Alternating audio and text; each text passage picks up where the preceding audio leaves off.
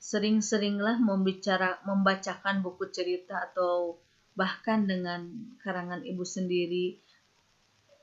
Anak dengan gaya belajar auditori sangat senang menceritakan kembali apa yang baru saja didengarnya. Anak dengan gaya belajar auditori cenderung mudah menghafalkan lirik lagu karena ibu bisa memutarkan lagu-lagu setiap hari untuk mengajarinya hal-hal baru, misalnya lagu tentang warna, huruf, atau suara-suara hewan.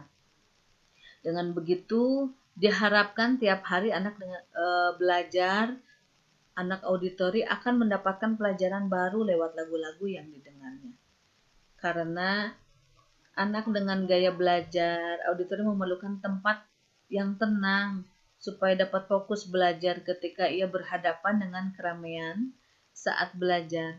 Dapat membantu dengan memutarkan musik klasik yang lembut untuk mengimbangi suara-suara berisik di sekitar. Yang ketiga, tipe anak kinestetis.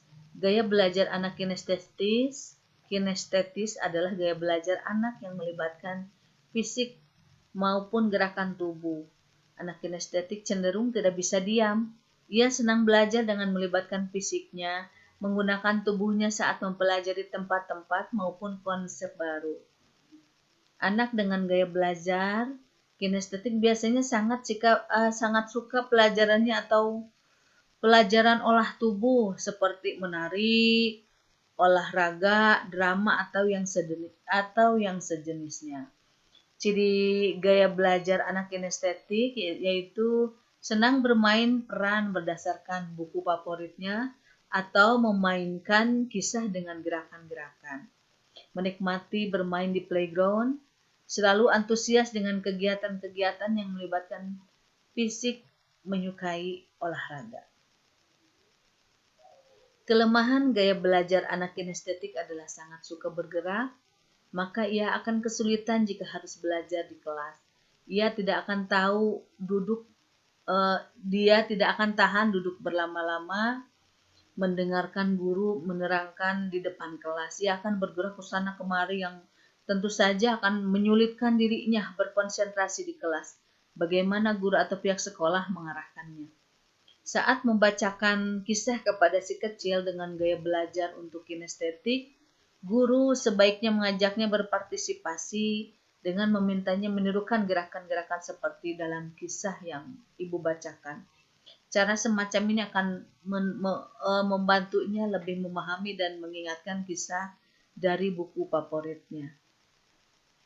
Jika guru ingin memperkenalkan hal-hal baru atau memberi informasi baru pada anak dengan gaya belajar anak kinestetis, guru bisa mencoba menciptakan permainan gerakan. Misalnya, guru menggambar huruf dengan kapur di teras rumah. Kemudian, mintalah si anak yang memiliki gaya belajar anak kinestetik ini untuk melompat ke huruf yang guru sebutkan. Ajak si anak bermain role play. Bersabarlah dengan anak kinestetik, jangan emosi ketika si kecil tidak bisa duduk manis sebelum satu buku cerita yang bu guru bacakan habis. Nah, program pengembangan sekolah.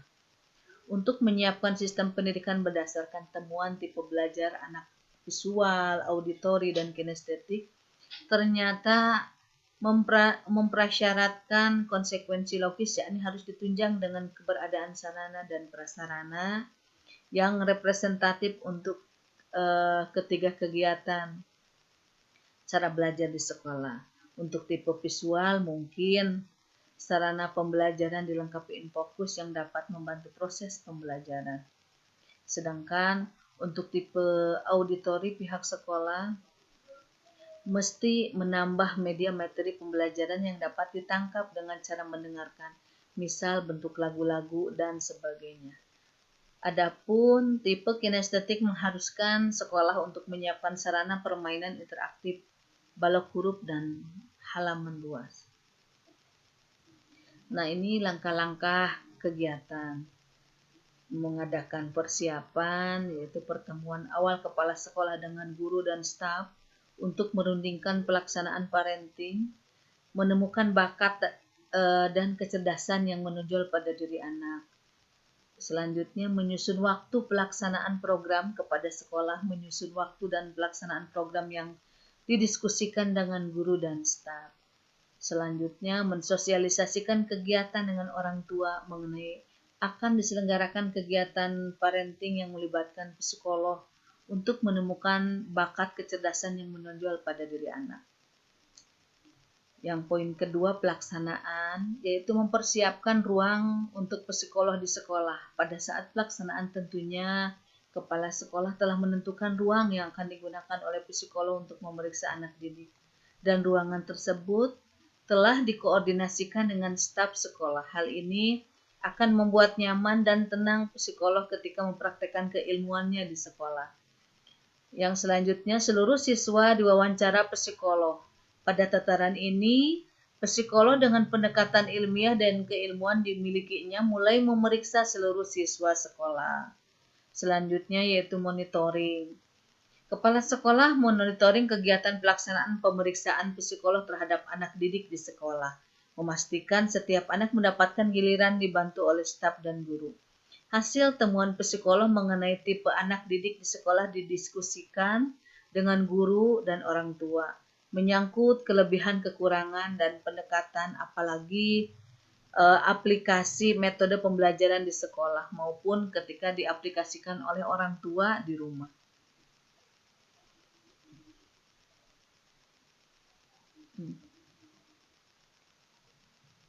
Nah, mengenai hasil kegiatan parenting psikolog yang mengidentifikasi seluruh siswa didiskusikan oleh kepala sekolah dan guru untuk menghasilkan formulasi pendekatan secara mengajar kepada siswa berdasarkan temuan psikolog. Apabila ditemukan siswa dengan tipe visual, maka pembelajaran akan lebih efektif jika dilengkapi media visual seperti gambar dan video. Sedangkan bila ditemukan siswa dengan tipe auditori, maka pembelajaran terhadap siswa tersebut akan lebih efektif mendengarkan.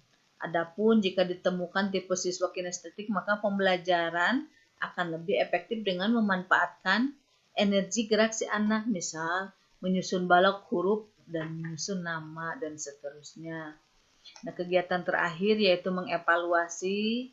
Pertemuan kepala sekolah, guru, dan staf mengevaluasi seluruh kegiatan parenting dari tahap persiapan hingga pelaksanaan. Evaluasi menyangkut efektivitas pembagian kerja antara guru dan sekolah selama kegiatan serta mengevaluasi kinerja narasumber psikolog untuk dihasilkan sintesa penggunaan psikolog tersebut pada kerjasama tahun depan. Refleksinya, formulasi pendekatan secara mengajar kepada siswa berdasarkan temuan psikolog dalam kegiatan belajar mengajar di sekolah. Apabila ditemukan siswa dengan tipe visual, maka pembelajaran akan lebih efektif jika dilengkapi media visual seperti gambar dan video. Sedangkan bila ditemukan siswa dengan tipe auditori, maka pembelajaran terhadap siswa tersebut akan lebih efektif dengan mendengarkan. Adapun jika ditemukan tipe siswa kinestetik, maka pembelajaran akan lebih efektif dengan memanfaatkan energi gerak si anak dengan menyusun balok atau pembelajaran dalam bentuk-bentuk permainan fisik. Nah, untuk tindak lanjutnya,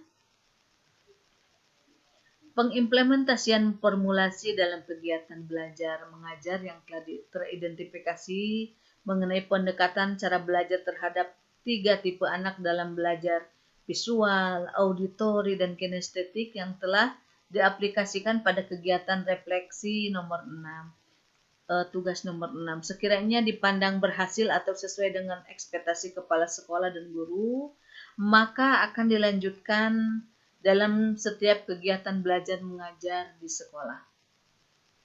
Itu sumber dayanya. Sumber daya dalam kegiatan parenting menyangkut kesiapan dan keberadaan para guru, orang tua, dan psikolog yang menjadikan siswa sebagai objek kajian parenting untuk dicari jawaban yang tepat, dicari solusinya.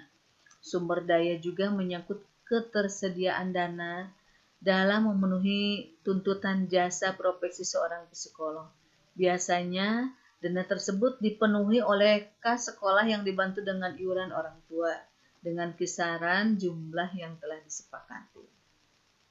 Untuk kesimpulannya, kegiatan parenting menemukan bakat dan kecerdasan yang menonjol pada diri anak dengan bantuan psikolog seolah tidak penting bagi yang tidak menyadarinya, namun itu sangat besar manfaatnya bagi yang telah merasakannya. Temuan psikolog mengenai tipe anak visual, auditori, dan kinestetik menjadi acuan bagi kepala sekolah dan guru untuk menentukan metode pembelajaran yang menyenangkan dan tidak monoton.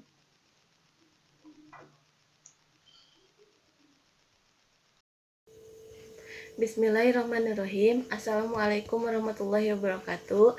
Alhamdulillah pada kesempatan ini saya selaku salah satu wali murid dari TK Tutuka yang dipimpin oleh Ibu Icu Komala selaku kepala sekolah, kami mengucapkan terima kasih banyak atas segala bentuk bimbingan dan pengajaran yang diberikan yang sangat memuaskan selama bersekolah di sini.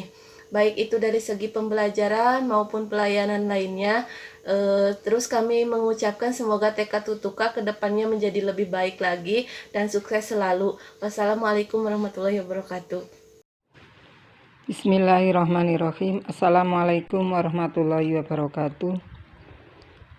Alhamdulillahirabbil alamin wassalatu wassalamu ala asrofil anbiya'i wal mursalin wa ala alihi wa ashabihi ajmain. Rabbi zidni ilman warzuqni fahma, amma ba'. Segala puji hanya milik Allah Subhanahu wa taala yang selalu memberikan kenikmatan, keselamatan kepada kita semuanya. Amin ya rabbal alamin.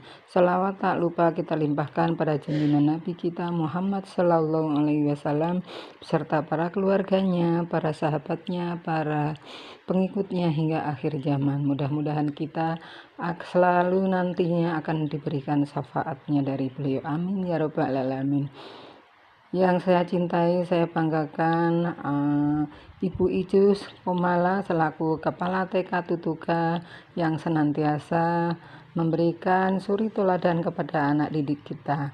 Orang tua yang saya banggakan pada hari ini berkesempatan mengikuti kegiatan parenting di TK Tutuka. Mudah-mudahan kegiatan parenting dalam rangka penguatan kepala sekolah ini bermanfaat untuk anak didik kita, khususnya dalam perkembangan baik psikis maupun keterampilan yang dimiliki oleh anak. Itu merupakan bakat yang dimiliki oleh anak adalah pemberian dari Allah Subhanahu wa taala.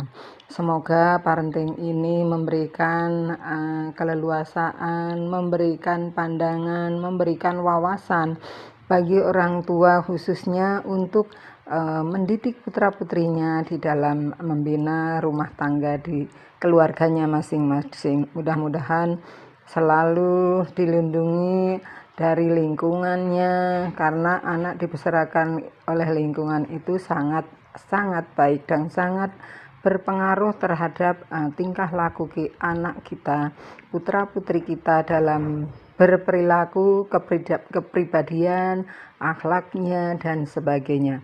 Mudah-mudahan Ibu Icu bisa melaksanakan kegiatan ini dengan baik, kemudian bermanfaat, dapat mengemban tugas dan amanah yang lebih baik lagi. Terima kasih ya. Akhirul kalam. Wassalamualaikum warahmatullahi wabarakatuh. Selamat malam, perkenalkan saya bernama Hana, saya seorang dokter di sebuah klinik swasta di Cimahi. Adapun klinik swasta tempat saya bekerja sama dengan sebuah TK di Cimahi juga bernama TK Tutuka, di mana lokasinya bersebelahan dengan klinik kami. Adapun kerjasama yang sering kami lakukan dengan TK Tutuka tersebut, di mana TK tersebut dipimpin oleh seorang ibu yang bernama Ibu Icu Komala, di mana pimpinannya itu seringkali mengajak kerjasama dengan kami berupa pemeriksaan kesehatan tentunya yang dilakukan rutin tiap 3 bulan sekali terhadap murid-murid di TK tersebut. Pemeriksaan yang sering dilakukan itu meliputi dari pemeriksaan fisik dari ujung kepala sampai ujung kaki. Selain itu ada pemeriksaan gigi dan pemeriksaan lainnya. Semoga kerjasama yang sudah terjalin selama ini baik dari pihak klinik maupun dari pihak TK akan tetap terus terjalin dan maju terus TK Tutuka. Terima kasih.